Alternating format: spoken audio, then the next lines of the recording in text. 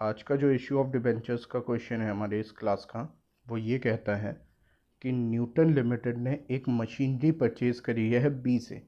अभी तक हमारे क्वेश्चनों में क्या था, हमारे पास सीधा इशू ऑफ डिबेंचर्स हुआ करते थे, जिसमें एप्लीकेशन अमाउंट हुआ करती थी, अलॉटमेंट अमाउंट हुआ करती थी। अब ये थोड़ा स्लाइटली डिफरेंट है, जिसमें हमने पहले क्या कर दी है, एक मशीनरी परचेज़ करी है कुछ अमाउंट की। उसके बाद उस अमाउंट के बदले हमने डिबेंचर्स इशू कर दिए हैं 100 रुपीज़ के ईच के, और उसको भी एट अ डिस्काउंट हमने पे किया है। तो सबसे पहले मैं देखूंगा नंबर ऑफ़ शेयर्स जो हमने इशू किए होंगे। तो नंबर ऑफ़ शेयर्स निकालने के लिए सबसे पहले नंबर ऑफ़ शेयर्स निकालने के लिए हमें पेमेंट कितनी करनी थी, यानी कि जितना हमारा परचेज अमाउंट था डिवाइडेड बाय हमारा जो इशू प्राइस होगा, जितने पे हमने इशू किए होंगे। तो परचेज अमाउंट तो मुझे पता है, मेरे पास था 5,76,000, वो मैंने ऊपर लिख दिया। अब इशूड प्राइस मेरे पास कितना था, 100 ईच था, जो 4% के डिस्काउंट पे था। यानी फेस वैल्यू कितनी हुई, 100 की हुई थी, डिस्काउंट कितना हुआ, 4% हुआ, यानी कि 4/100 इंटू 100, 4 रुपये का डिस्काउंट हुआ। तो अब जो मेरी इशूड प्राइस आई होगी वो आई होगी 96। तो इसको जब मैंने 96 से डिवाइड किया तो ये आ गया है मेरे 6000 डिबेंचर्स। तो यानी मैंने 6000 डिबेंचर्स इशू किए हैं। अब बात आई मेरी जर्नल एंट्रीज़ की। तो मैंने यहाँ जर्नल लिख दिया है, यहाँ डेट, यहाँ पर्टिकुलर, यहाँ लेजर फोलियो, यहाँ डेबिट अमाउंट, यहाँ क्रेडिट अमाउंट। तो सबसे पहले तो मैंने मशीनरी परचेज़ करी है, ठीक है, न्यूटन लिमिटेड यानी हमारी फर्म है, कितने की, 5,76,000 की, किससे, बी से। तो सबसे पहले मैं परचेज ऑफ मशीनरी की एंट्री डाल दूंगा, यानी कि machinery account debit to B's account, ठीक है। तो वो कितने की हुई, 5,76,000 की मेरी ये वाली एंट्री हो गई है। अब मेरी जो अगली एंट्री हुई है उसमें क्या करना है, मुझे इशू करने हैं डिबेंचर्स, और 100 ईच के डिस्काउंट पे। तो मैंने पहले तो यहाँ मैं लिख देता हूँ कि मैंने क्या किया था, परचेस्ड मशीनरी फ्रॉम बी।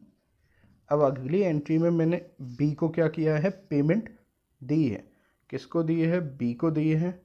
और पेमेंट की जगह क्या है, सॉरी, पेमेंट की जगह क्या है, डिबेंचर्स दी है। तो डिबेंचर्स हैं 9% डिबेंचर्स अकाउंट, और नीचे लिख दूंगा इशूड। कितने डिबेंचर्स थे मेरे पास, 6000 debentures, issued 6000 debentures at 4% discount, ठीक है। तो अब मैं देखूंगा बी को मुझे कितने देने थे, बीज अकाउंट डेबिट, बी को मुझे देने थे 5,76,000।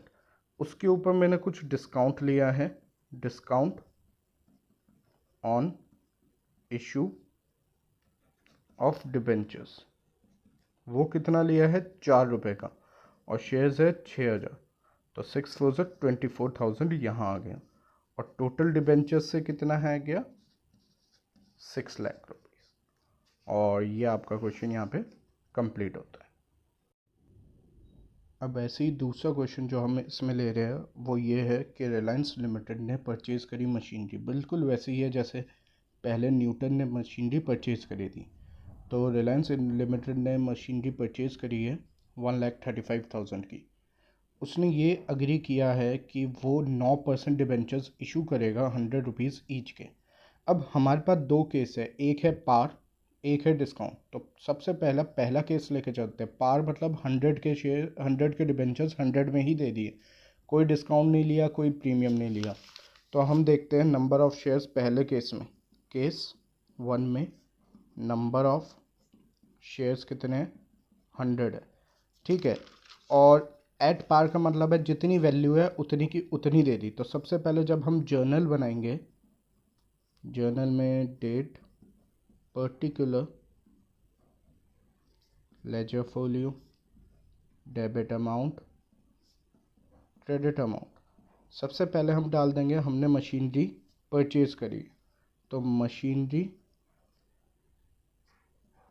मशीनरी अकाउंट डेबिट टू, इसमें किसी का नाम नहीं ले रखा तो उसको हमने वेंडर अकाउंट ले लिया। और वैल्यू क्या है, 1,35,000। तो 1,35,000 यहाँ लिख दी। यहाँ लिखना है, मैंने लिख दिया परचेस्ड मशीनरी फ्रॉम वेंडर, ठीक है। अब आगे जब मैं इसकी पेमेंट करूँगा, पेमेंट तो कर ही नहीं रहा हूँ, पेमेंट की जगह पर डिबेंचर्स इशू कर रहा हूँ, तो ऊपर आ जाएगा वेंडर्स अकाउंट डेबिट, क्योंकि वेंडर को मैंने दिया है। और डिबेंचर्स कितने हैं, 9% है, 9% डिबेंचर्स अकाउंट। और वैल्यू पूरी की पूरी मैंने उनको दे दी है, क्योंकि अभी मैं यहाँ लिख दूंगा इशूड कितने शेयर्स है। अब नंबर ऑफ शेयर्स मैं यहाँ निकाल देता हूँ। परचेज कितनी थी, 1,35,000 की, शेयर की वैल्यू 100 थी, तो 1350 शेयर्स मैंने इशू कर दिए। तो इशूड 1350 शेयर्स एट पार। ये तो हो गया पहला केस। अब अगर मैं बात करूँगा केस 2 की, तो केस 2 में नंबर ऑफ शेयर्स अगर मुझे निकालना है तो परचेज वैल्यू तो 1,35,000 ही है, और उसके साथ मेरी जो उसकी फेस वैल्यू है वो है 100, और एट अ डिस्काउंट ऑफ 10% है। तो डिस्काउंट मेरा कितना हुआ, 10 रुपये। तो जो इशूड प्राइस हुआ वो मेरा हुआ 90 रुपीज़। तो यहाँ मैं 90 से डिवाइड कर दूँगा इसको जो काट के मेरा आया है वो आया है मेरा 1500 डिबेंचर्स। अब मैं एंट्री करूँगा, तो सबसे पहले वही दोबारा मशीनरी परचेज हुई है, तो machinery account to vendors account. इसमें जो मैं एंट्री डालूंगा वही डालूंगा 1,35,000 की, ठीक है।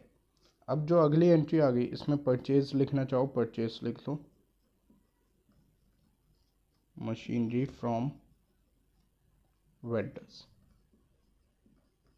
अब अगली जो इसकी एंट्री आएगी वो आएगी, मैंने वेंडर को पेमेंट दे दी है, तो vendor account debit to 9% debentures issue करे हैं, ठीक है।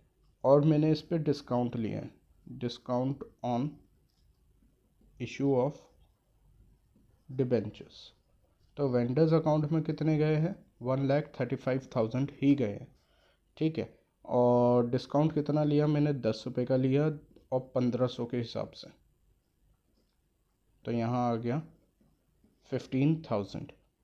और दोनों का ऐड अप करूँगा तो 1,50,000 डिबेंचर्स में आ गया। और इसके साथ ये क्वेश्चन हमारा कंप्लीट हुआ।